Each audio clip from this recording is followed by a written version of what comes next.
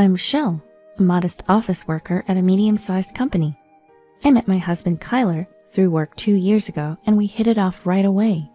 We started dating without knowing much about each other, but we had a good time. We made time for dates and gradually got to know each other better. I couldn't deny that I started to see him as a good person. He was kind and gentle, always attentive to my needs and concerns. I felt like I could be happy with him. We didn't take long to feel this way, and he proposed after just 4 months of dating. Thanks to a stable job at a big corporation, the engagement ring he gave me had a sparkling diamond that left me mesmerized.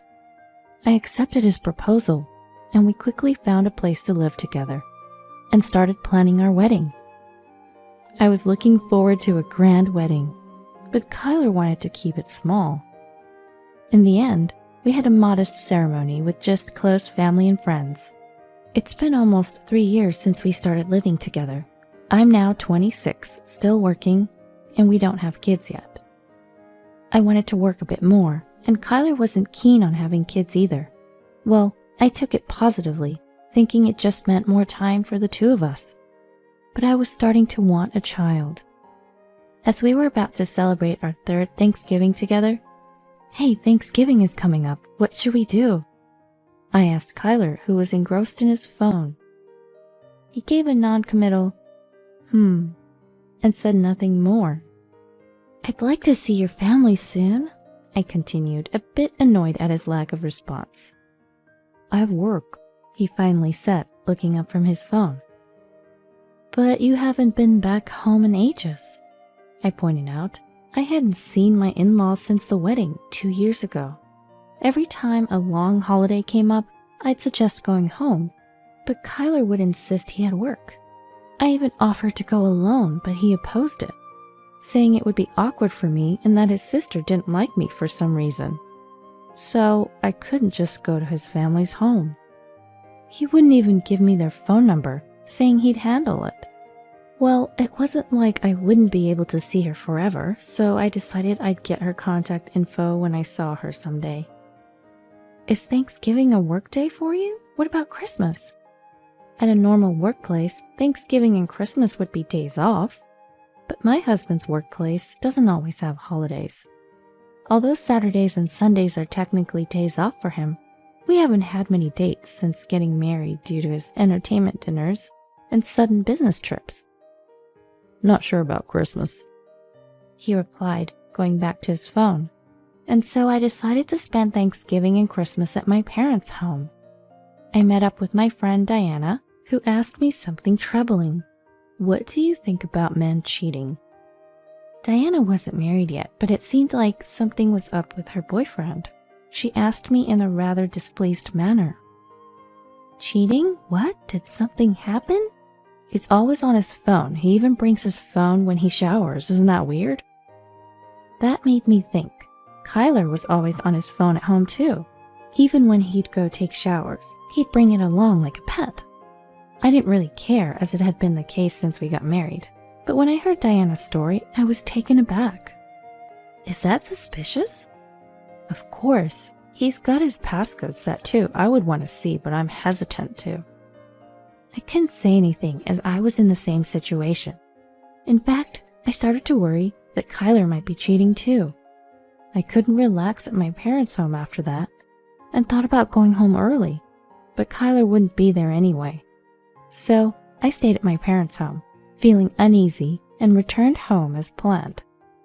"Hey Kyler, what are you always doing on your phone?" I asked him as soon as I got home. He was on his phone again, but looked a bit flustered at my question and put his phone in his pocket. "I get a lot of work-related messages. I'm leading a major project, and I can't afford to be away from my phone." I always thought my husband would never lie to me, but lately, something just didn't feel right. He kept saying he was busy with work, but I couldn't help but question everything he did and said. The faint scent that lingered around him was one red flag. He usually got home late, around 11 p.m., and often said he was entertaining clients or working overtime. Yet every so often I catch a sweet smell coming off his suit, like a woman's perfume. I don't wear perfume myself, so I'm not an expert, but it smelled like something a younger woman would wear. As I took his suit jacket to hang it up, there it was again, a sweet scent. I could confront him right there, but I didn't have any concrete evidence. Afraid of making him dislike me, I suppressed the growing doubts and worries in my mind. But then an opportunity came along. He forgot his phone on the dining table while showering.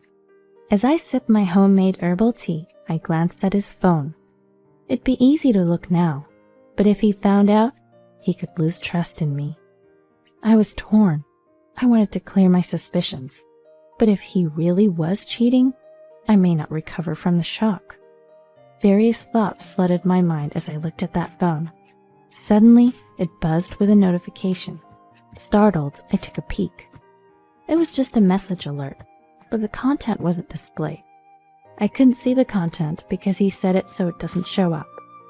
I reached for his phone, making sure he had not come out of the shower yet. I held my breath as I moved my fingers to open the phone, but it was locked. Of course. Everybody locked their phone. I was annoyed, but also relieved, as I went to put the phone back. Then it buzzed again, this time an incoming call. The screen read, Gabriella. Who was Gabriella? I didn't recognize the name, but I knew I could still answer it even though it was locked. I naturally slid my finger across the screen and put the phone to my ear. Hello, Kyler. Is this a good time? The voice on the other end was a young woman. I got even more nervous. Kyler's in the shower right now. What? Who is this?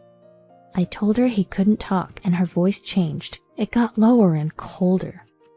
I'm his wife. This is not good. She hung up after saying just that. What did not good mean? I put the phone back on the table.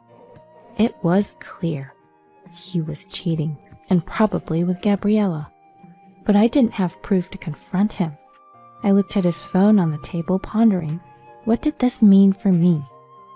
More importantly, what's the right thing to do? Should I get angry? Should I cry? Should I pretend I don't know? No, pretending is off the table now. I did answer the phone after all. Oh, there it is. Lost in thought, I didn't notice him come out of the shower. I caught my husband reaching for his phone and looked at him. Was he checking something or typing a message? It was hard to say. Gabriella called. When he heard this, he stopped what he was doing and looked at me. Oh, did she? The moment our eyes met, he averted his gaze and started fiddling with his phone again. Normally, he'd sit next to me after a shower to have a beer, but not this time. He seemed like he was about to leave. Wait, can we talk for a second? I stopped him with a smile and gestured for him to sit. What about? He stayed put, but didn't come closer. Who's Gabriella? A coworker. I bet she's cute. She sounds like it from her voice. Hearing this, he turned his surprised eyes toward me. How would you know? I answered the phone. What? As I continued speaking cheerfully, his face transitioned from surprise to what looked like anger. He stopped towards me and pulled my hand. What's the big idea answering my call like that? I had never heard my husband raise his voice like that before. Though taken aback by his sudden change, I knew I couldn't back down. I stood up, looked him in the eye, and asked, What's your relationship with this Gabriella person? We'd never had a fight since we met. Maybe that's why he looked surprised for a moment. She's just a coworker. His voice softened, and he sat down on a nearby chair. I sat back down too. I couldn't press him further at this point. I'd have to gather evidence later. Just then, his phone rang again. Another call? I asked, noticing his troubled expression as he looked at the screen. He nodded and started to get up, but I grabbed his hand. Answer it on speaker here. If it's work-related, you can turn off the speaker. I suspected it was Gabriella again. I instructed him to let me hear the voice and content. He sat back down and reluctantly answered the call. Kyler, what was that message about? The voice from the speaker was his mother's. So it was his mom. I felt a bit relieved. But he didn't respond, his face turning pale. I nudged him to continue the conversation, but he remained silent. Are you listening? What's this about Rochelle being dead? Tell us where to go. Your father and I are coming to see you right now. His mother raised her voice, frustrated by his silence. I was shocked. What's going on? I'm right here. I looked at my husband, who was trembling, gripping his phone. I'm alive. A moment of silence followed. What? Rochelle, what's going on? His mother sounded just as confused. I was equally puzzled. Why did she think I was dead? What's going on? Kyler texted me saying you passed away and that he'd handle the funeral alone and that I didn't need to show up. This made no sense. Was it a spam text or something? I briefly thought. But Kyler's trembling suggested he actually did contact his mother. I'm coming over tomorrow. His mother, still confused but seeing no other way to proceed, hung up. I asked my husband for an explanation, but he said nothing. Fortunately, it was still Thanksgiving break, so I was going to be home. I didn't know he was working, but I told him to take a sick day if he had to, and I went to our bedroom. He didn't come to the room that night, and it seemed like he slept on the couch.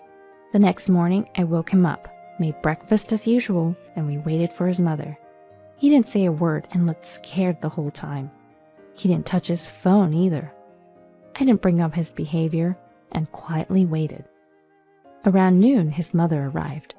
Kyler's father was with her, carrying lots of bags.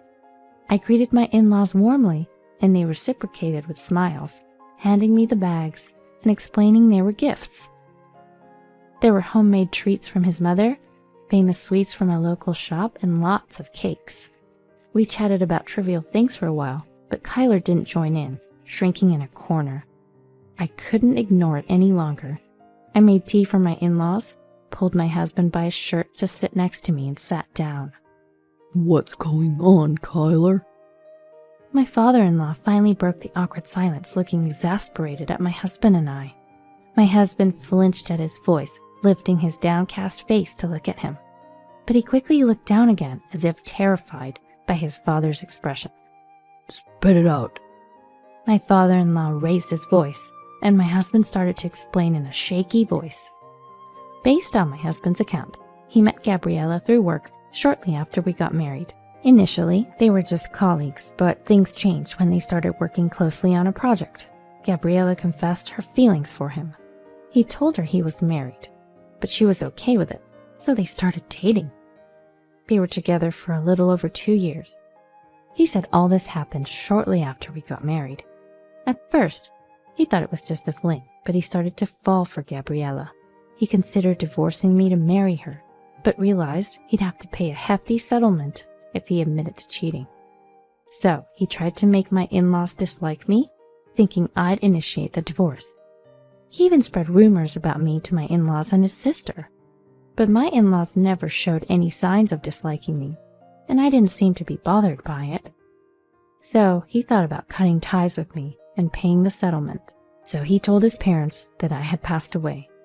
My in-laws and I were dumbfounded by his foolishness. You're unbelievable.